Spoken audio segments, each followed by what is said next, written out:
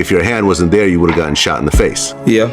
They came back shooting shit, you know what I'm saying? Niggas started shooting through the window. Man charged in the killing of Grammy Award-winning rapper Nipsey Hussle. The rapper XXXTentacion has been shot. Most rappers die in their own city. Niggas die every day.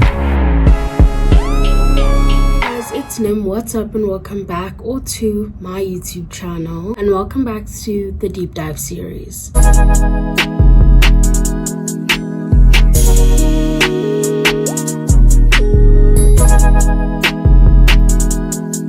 New here and you don't know what the deep dive series is, this is basically where I sit down, I do my makeup, and I dive deep into a certain topic. And so for today's deep dive, we're going to be diving deep into hip-hop and gang affiliations. Quick disclaimer, obviously not all hip-hop is affiliated / associated with gangs and gang violence. Please don't come on here and yell at me. I'm just a girl and I'm just trying to make it out just the same way you are.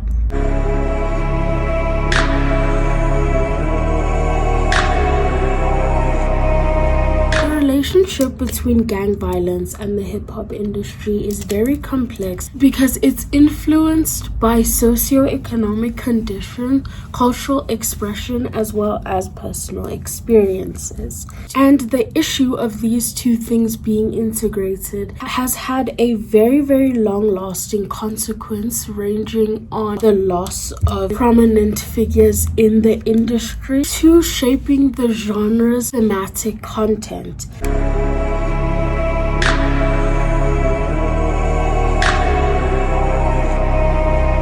So hip-hop emerged in the Bronx in New York during the late 1970s. Now, the original foundations of hip-hop include DJing, MCing or rapping, boying or breaking, as well as visual art / graffiti art. Now, if we go back to the Bronx specifically during this time of the originating of hip-hop, during this era, New York was economically in shambles. The city's economy was falling apart due to a decline in manufacturing and construction of the Cross Bronx Expressway. And unfortunately, while much middle-class white families were able to escape the Bronx during this time, Black Americans, Puerto Ricans, and Caribbean immigrants populated the city as they could not afford to move out. And the decline in the quality of the area was due to the increase in crime and gang violence, as well as poverty, which evidently caused businesses to close,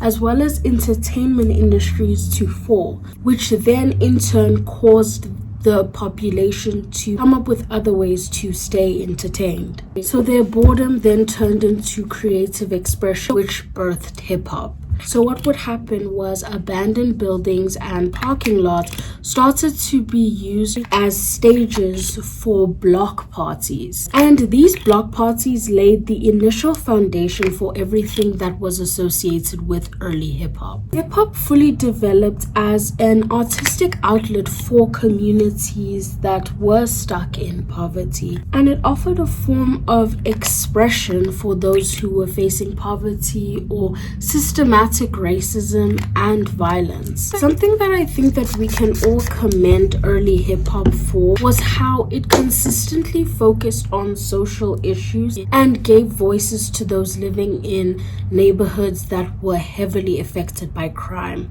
And not to say today's hip-hop does not touch on social issues, because it does 100%, but in all actuality, majority of our rap and hip-hop now is very bad at touching on the more serious topic and touches on a lot of things that are so surface level and would not matter. And not to say that the songs don't sound nice, because they do, but the lyrics are very depthless. But anyways, I digress. We're talking about the past. While gang violence was definitely a reality for these environments where hip-hop was developed, it wasn't something that hip-hop was immediately and inherently connected with off the bat. However, as hip-hop started to spread across the US out of just New York and the Bronx area, it increasingly referred to the hardships of urban life, like high crime and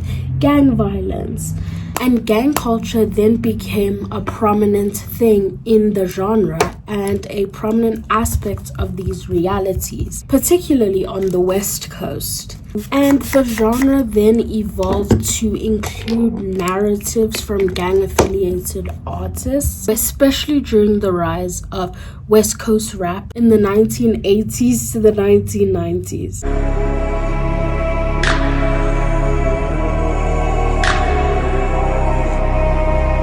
Okay, so the intersection of rap and gang culture became the most prominent with the rise of gangsta rap, which was a subgenre of like rap that emphasized the harsh realities of street life and being a thug and all that shit. And that was also around the time when Los Angeles, which was the home of the two most notorious gangs in America, the Bloods and the Crips, became a focal point for this street style type of rap. Artists like NWA, Ice-T, and Tupac Shakur rapped about police brutality, gang life, and systematic oppression. And their lyrics, while often depicting violence, were also seen as a reflection of the conditions many Black American youth were forced to endure and are still forced to endure to this day, by the way. NWA released a groundbreaking album in 1988 entitled Straight Outta Compton, and it's often credited with bringing gangster rap to mainstream music. Songs like F the Police addressed the realities of life in a city where gang violence was rampant and law enforcement was perceived as an oppressive force.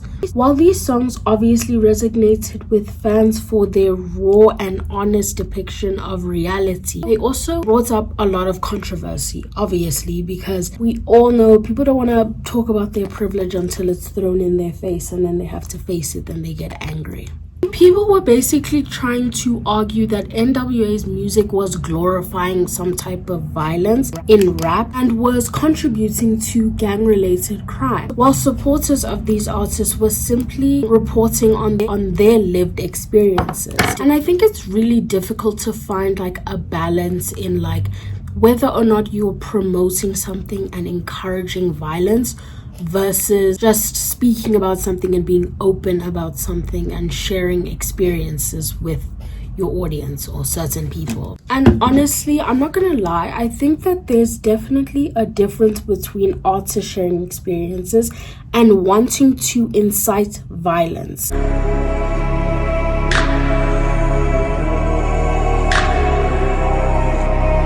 The East Coast and West Coast rivalry. This is one of, if not the most well-known example of gang violence and rap intersecting. This feud culminated in the murders of two of the genre's biggest artists at the time, Tupac Shakur and Biggie Smalls, or the Notorious B.I.G. So I need to speak about this clearly because the lore is kind of important, or else it does not make sense what I'm about to say. So the rivalry was fueled by gang affiliations and territorial disputes with Death Row Records, which was led by Suge Knight, who had ties to the Blood and represented the West Coast, and Bad Boy Records, who was led by Sean Diddy Combs, representing the East Coast. So let me just expand on that quickly. What happened was Knight and Combs, they had some sorts of feud, okay? And like I said, Suge Knight had tied with the Bloods and represented the West Coast. And then P. Diddy did not have ties with the Crips or anything, but he represented the East Coast. Bad Boy Records represented the East Coast. That feud, by them speaking about it so much online, it like I said earlier, caused for people to take initiative for themselves and do something in order to make those people feel better in some sort of way. So obviously they're gonna kill people. They're gonna kill people. Violence, violence, violence. I hope that made some semblance of sense. Tupac Shakur's murder happened in 1996 in Las Vegas, followed by Biggie Smalls' murder in 1997 in Los Angeles. And this highlighted the very deadly intersection of gang violence and rap music. Though a lot of people believe that the shootings were gang related due to the artist's personal ties being associated with gangs and street organizations.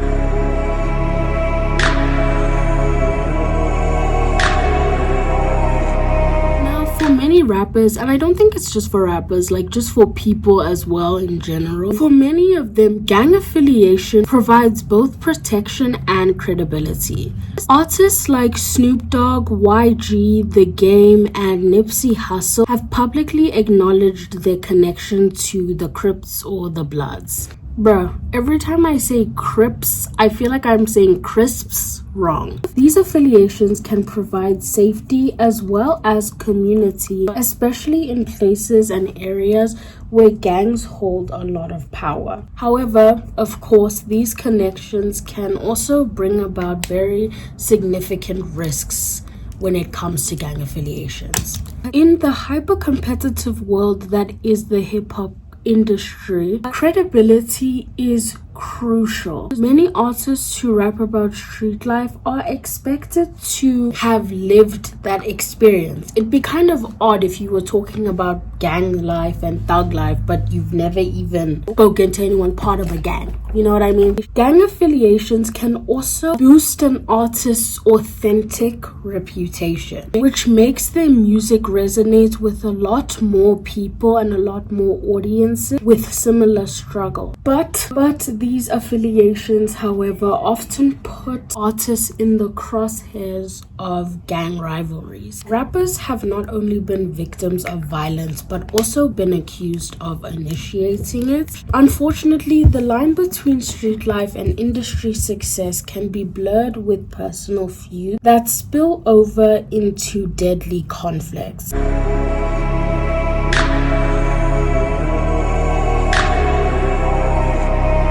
Most significant but also most tragic deaths related to gun violence was the death of Nipsey Hussle in 2019. Now, Nipsey Hussle was a member of the Crips gang and was well known for his efforts to uplift his community through business ventures, activism, and attempts to set a semblance of peace between rival gangs in Los Angeles. But unfortunately, on March 31st, 2019, at the age of 33 in Los Angeles, California, he was gunned down outside his clothing store in his own neighborhood by a suspected gang member at 3:18 p.m. Nipsey Hussle was shot at least 10 times in the parking lot, and 2 others were injured at the scene of the crime. All 3 victims were transported to the hospital where Nipsey Hussle would be pronounced dead at 3:55 p.m. Police later identified then 29-year-old Eric Ronald Holder Jr. as the suspect, and investigators believe that Eric Holder knew Nipsey Hussle and that the shooting was motivated by a personal matter. Then on April 2nd, 2019, Eric Holder was arrested by the Los Angeles Police Department and was being held in solitary confinement. And then on May 9th, I look like a clown. And then on May 9th, a grand jury indicted Holder on 1 count of murder, 2 counts each of attempted murder and assault with a firearm, and 1 count of possession of a firearm by a felon. The trial was delayed many times, so it only began mid-June of 2022, but obviously Eric Holder was still held in prison throughout the waiting of his trial. Now, testimonies at the trial basically said that Nipsey Hussle and Eric Holder got into an argument over a rumor that Nipsey Hussle had cooperated with law enforcement in an unrelated matter. And I guess because Nipsey Hussle was tied with gangs, the idea of him being involved with law enforcement is not really a good thing. But on July 6, 2022, Eric Holder was found guilty of first-degree murder and 2 counts of attempted voluntary manslaughter relating to injuries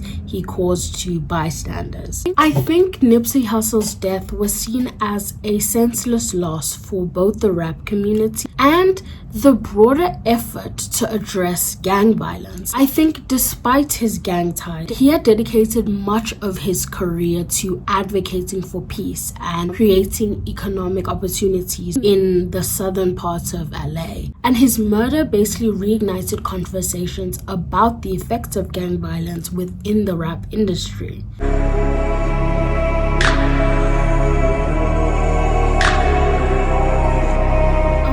Recent developments in the intersection of gang violence and rap is the emergence of drill music, which originated in Chicago's South Side in the early 2010s. Drill rap is known for its gritty, very violent lyrics and minimalist beats, and it basically reflects the intense gang violence in the city of Chicago.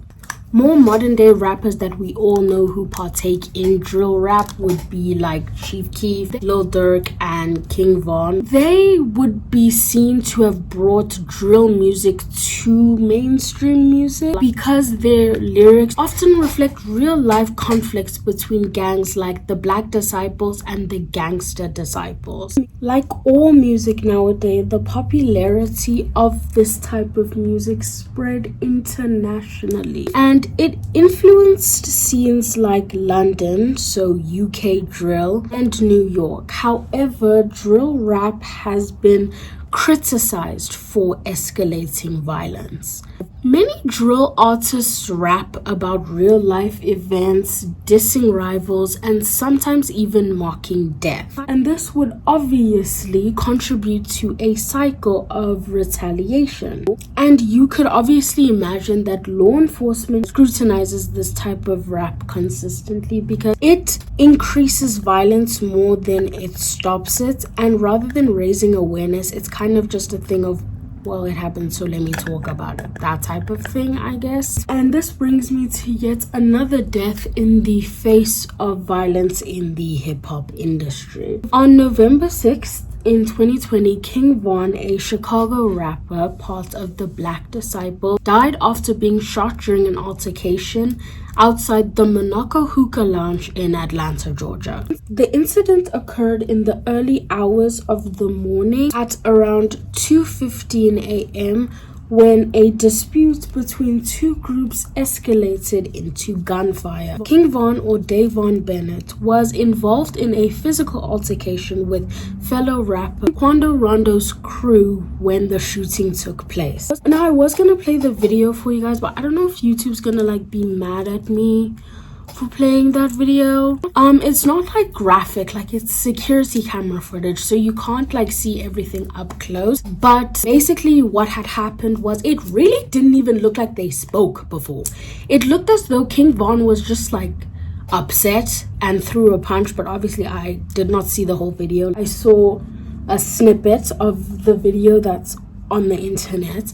It looked like they had spoken a few times, and then King Von had thrown a punch and then started fighting, and Quando Rondo of course retaliated, fought back, and somebody else shot King Von for Quando Rondo.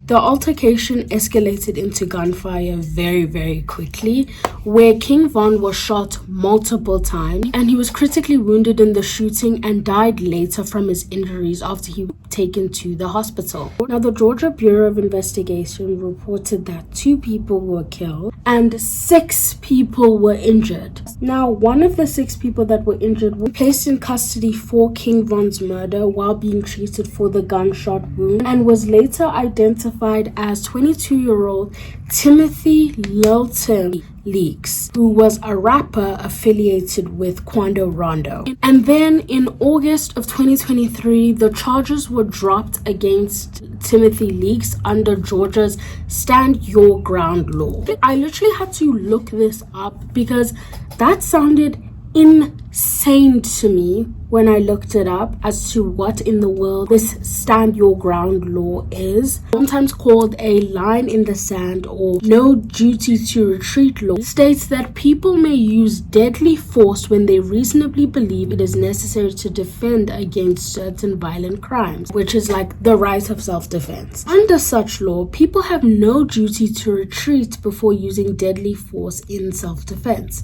So as long as they are in a place where they are lawfully present, the exact details vary by jurisdiction. Okay, so the reason why those charges were dropped, by the way, was not because they were like, oh, Lilton, like he did it in self-defense. They said that the police killed King Von, not Timothy Leaks.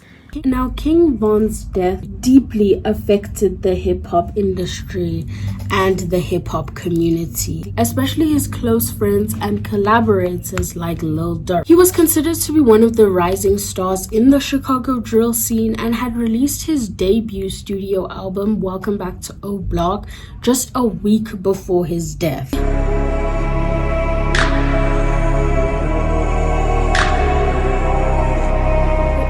Industry definitely plays a key role in the profiting off of gang affiliated rappers. I didn't mean to laugh, I'm so sorry. While there are many artists that write music from their own personal experiences, the broader hip-hop industry also has many people being accused of profiting off of the gang lifestyle and gang violence. A lot of the time, it's clear to see that record labels seek to capitalize on the appeal of raw gangster rap and drill music, often promoting artists whose personas are steeped in street credibility, and they know that this authenticity can sell records. And I would argue that by pushing artists to rap about violence and promoting feuds, the industry itself perpetuates a cycle of tragedy and retaliation. The deaths of Tupac, Biggie, and Nipsey, along with much younger artists like Pop Smoke, XXXTentacion, and King Von, serve as very grim reminders of the dangers of gang violence and gang-affiliated industry plants.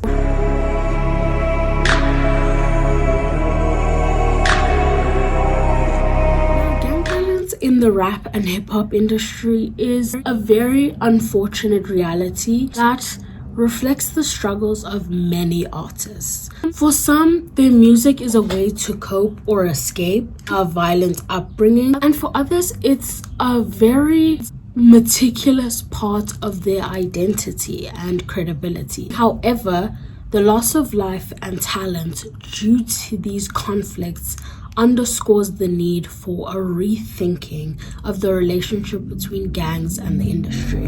But thank you guys so much for watching this video. I really hope you guys enjoyed it. If you did, please make sure to like, subscribe down below, turn on the post notifications so that you're notified every time I post a new video, and I'll see you guys all next time.